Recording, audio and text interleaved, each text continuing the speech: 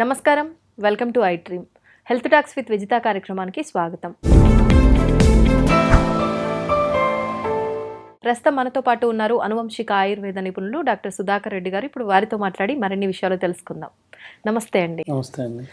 సుధాకర్ రెడ్డి గారు, pre diabetic అంటే చాలా మందిలో ఇంకా రాబోతోంది, ఇప్పటి నుంచి నాకు షుగర్ అటాక్ అవబోతుందంట, బార్డర్లో ఉందంట, ఇంకొచ్చేసినట్టేనేమో అని చెప్పి చాలా భయపడుతూ ఉంటారు. అటువంటి వాళ్ళు ఏ రకమైన విధానాన్ని ఆచరించాలి, ఎటువంటి అంటే ఆయుర్వేదిక్లో ముందుగానే రాకుండా జాగ్రత్తలు తీసుకోవడానికి కానివ్వండి, లేదు స్టార్టింగ్ స్టేజ్లో ఉంటే అది రివర్స్ అవ్వడానికి కానివ్వండి, చాలా రకాల రెమెడీస్ ఉంటూ ఉంటాయి కదా, అలాంటివి ఏమైనా ఉన్నాయా? ప్రోగ్రాంలో కూడా ప్రీ డయాబెటిక్ మీద చేసామండి. అవును, అప్పుడు చేసిన ఒక 2 years బ్యాక్ చేసాము. అప్పుడు కానీ నేను ప్రతి వాళ్ళ ఫీడ్బ్యాక్ తీసుకోవడం జరిగింది అనమాట అండి. దానిలో యాక్చువల్గా మామూలుగా జరిగేది ఏంటంటే, ప్రీ డయాబెటిక్లో చాలామందికి నోరు ఆరిపోతుందండి. నైట్ బెడ్ టైంలో నోరు తడారిపోయి లాలాజలం సరిగ్గా ఊరదనమాట. ఓకే. అలా కొంతమందిలో సిమ్టమ్స్ ఉంటాయి. కొంతమందిలో ఏంటంటే బాడీ పెయిన్స్ ఉంటాయి. కొంతమందిలో కాన్స్టిపేషన్ కూడా హెవీగా ఉంటుంది. దాంతోపాటు ఈ కొంతమందికి అరికాళ్ళ మంటలు, తిమ్మిర్లు కొంతమందికి ఉంటాయి. కొంతమందికి అంటే ఎక్సెస్ యూరినేషన్, నైట్ టైం ఒకసారి యూరినేషన్కి వెళ్ళి 3-4 సార్లు యూరినేషన్ జరుగుతుంది. అది చాలా మంది తక్కువ మందిలో జరుగుతుంది. కొంతమందికి ఏంటంటే ఏదైనా వర్క్ చేయాలంటే కాన్సన్ట్రేషన్ ఉండదు. కొంతమందికి నిద్రలేని సమస్యలు ఉంటాయి. కొంతమందికి రోజంతా బద్ధకంగా ఉంటుంది, అంటే ఏం పని చేయాలనిపిస్తుంది, లేజినెస్ ఉంటుంది. అలా కొంతమందిలో లక్షణాలు కనపడుతూ ఉంటాయండి. కొంతమంది ఎందుకైనా మంచిదని అప్పుడప్పుడు 3 monthsకి ఒకసారి టెస్టులు చేయించుకుంటూ ఉంటారు. చేయించుకున్నప్పుడు ర్యాండమ్ షుగర్ చూపించుకుంటారు చాలామంది.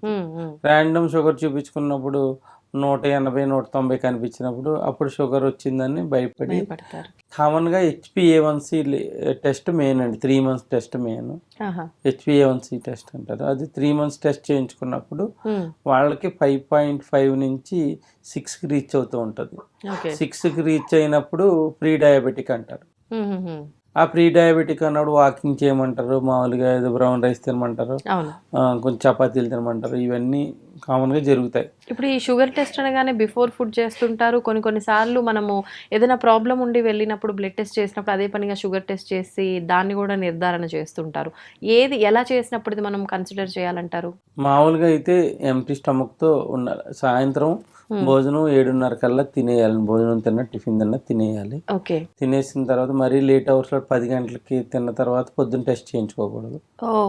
7:30 తిని మనం పడుకునే టైంకి 2 గంటలన్నర గ్యాప్ ఉండి అప్పుడు పొద్దున్న చేయించుకోవాలండి. ఎంటీ స్టమక్తో చేయించుకోవాలి. HbA1c కూడా బ్లడ్ రీడింగ్ అప్పుడే తీసుకుంటారు. తీసుకుని తర్వాత తినక ముందు రీడింగ్, తిన్న తర్వాత రీడింగ్, తిన్న తర్వాత 1.5 తర్వాత తీస్తారు reading.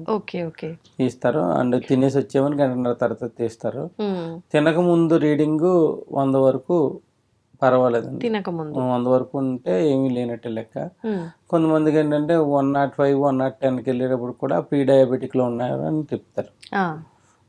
Main HbA1c levels main normal చేసుకుంటే ప్రీ డయాబెటిక్ నుంచి బయటపడతారండి. HbA1c లెవెల్స్ అట్లీస్ట్ 5.5కి మనం తెచ్చుకోగలిగితే 6లో ఉన్నా కూడా టాబ్లెట్కి ఏమి వేసుకోరండి.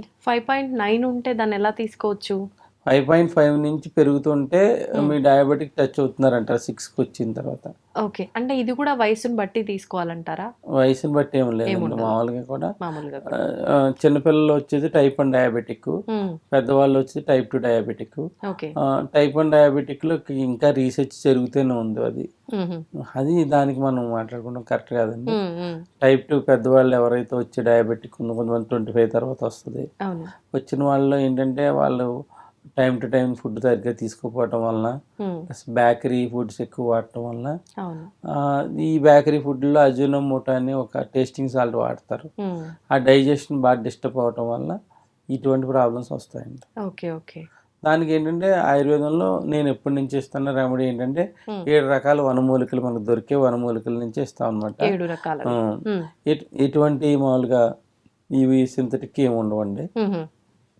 మామూలుగా కూడా 7 రకాలు ఏంటంటే వేప అండి, ఇలా పొడులండి. దీంట్లో వేప ఆకు చూర్ణం అండి. వేప ఏంటంటే మన బ్లడ్ ప్యూరిఫికేషన్ పనిచేస్తుంది.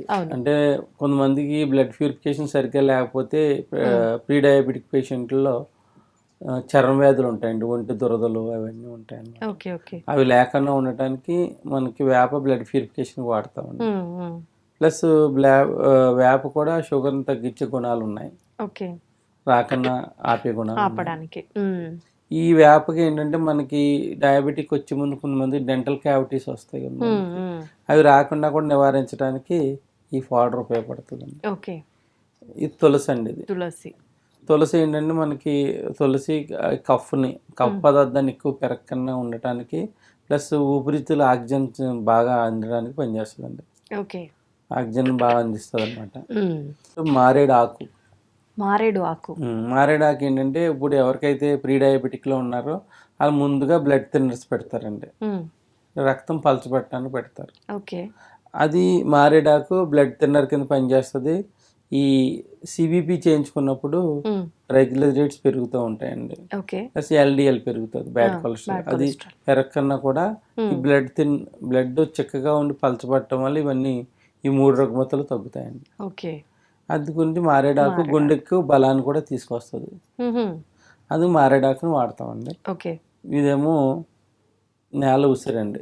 నేల ఉసిరి. నేల ఉసిరి అంటే లివర్కి మనకు ఒక టానిక్ లా పనిచేస్తుంది. మనకు అంత క్రితం తీసుకున్న మెడిసిన్స్ కానీ ఇవి కానీ దాని యొక్క దుష్ప్రభావాలన్నీ తగ్గించి లివర్ని హెల్దీగా చేయడానికి నేల ఉసిరి పనిచేస్తుంది అండి. అంటే మనం తీసుకున్న ఏ మెడిసిన్ అయినా లివర్ పై ప్రభావం పడుతుంది అంటారు కదా, అలాంటిది ఏదైనా ఉన్నా కూడా ఇది సాల్వ్ చేస్తుంది ఆ సమస్యని. ఓకే. నేల ఉసిరి తర్వాత వచ్చేసి నేరేడు గింజల చూర్ణం అండి. నేరేడు గింజల చూర్ణం ఏంటంటే యూరినరీ ట్రాక్లో ఏదైనా డిస్టర్బెన్సెస్ ఉన్నా, కిడ్నీలో ఫిల్టరైజేషన్లో డిస్టర్బెన్సెస్ ఉన్నా, యూరిన్లో స్మెల్ వస్తున్నా, ఒకవేళ వచ్చి సిమ్టమ్స్ ఉన్నా, ఎక్సెస్ యూరినేషన్ ఉన్నా అది తగ్గించడానికి, అంటే ఎక్కువ నైట్ టైం ఎక్కువ యూరినేషన్కి వెళ్ళేవాళ్ళు, ఒకవేళ ఏదైనా ప్రాబ్లం ముందుగానే దాన్ని చేయడానికి నేరేడు గింజల చూర్ణం పనిచేస్తుంది. తర్వాత వచ్చేసి తిప్పతీగ అండి. ఇది తిప్పతీగ, అమృతవల్లి అంటారు. ఈ తిప్పతీగ ఏమవుతుందంటే బాడీ పెయిన్స్ తగ్గించే గుణం ఉండదండి. షుగర్ ఉన్నప్పుడు బాడీ పెయిన్స్ ఉంటాయి, ఆ బాడీ పెయిన్స్ తగ్గించడానికి న్యాచురల్గా ఇన్సులిన్ మనం రిపేర్ చేయడానికి, అదైతే రిపేర్ కావడానికి, ప్లస్ ఇన్సులిన్ న్యాచురల్గా మనకు ప్రొడ్యూస్ కావడానికి కూడా తిప్పతీగ ఉపయోగపడుతుందండి. దీంట్లో ఉన్న ఫైబర్ వలన ఏంటంటే పొట్ట క్లీన్ కావడానికి కూడా ఈ తిప్పతీగ ఉపయోగపడుతుంది. అంటే మోషన్ ఫ్రీ అవుతుంది, ఉపయోగపడుతుంది. అన్వాంటెడ్ బ్యాడ్ గ్యాసెస్ కూడా బయటికి తీసేస్తుందండి తిప్పతీగ. మనకి ఏదైనా ఎముకల అరుగుదల ఉంటే అరుగుదలను కూడా నివారిస్తుంది. ఈ విధంగా మనం తిప్పతీగ వాడతామండి. ఇది నేలవేము. నేలవేము అంటే ఒక ఆకు 10 వేపాకులతో సమానమైన చేదు ఉంటుందండి. ఇంటెస్టైన్స్లో ఏదైనా ఇన్ఫెక్షన్స్ ఉన్నా, ప్లస్ షుగర్ లెవెల్స్ ఎక్కువ తక్కువలో ఉన్నా, అంటే తినకముందు తిన్న తర్వాత ఉన్న షుగర్ లెవెల్స్ని బ్యాలెన్స్ చేయడానికి నేలవేము ఉపయోగపడుతుంది. ప్లస్ స్కిన్ ప్రాబ్లమ్స్ రాకుండా ఉపయోగపడుతుంది. ఇది కూడా లివర్ని యాక్టివ్ చేయడానికి కూడా ఇది ఉపయోగపడుతుంది. తెలియకన్నా వైరల్ ఫీవర్స్ ఏమైనా వస్తే కూడా తగ్గించడానికి కూడా నేలవేము ఉపయోగపడుతుంది.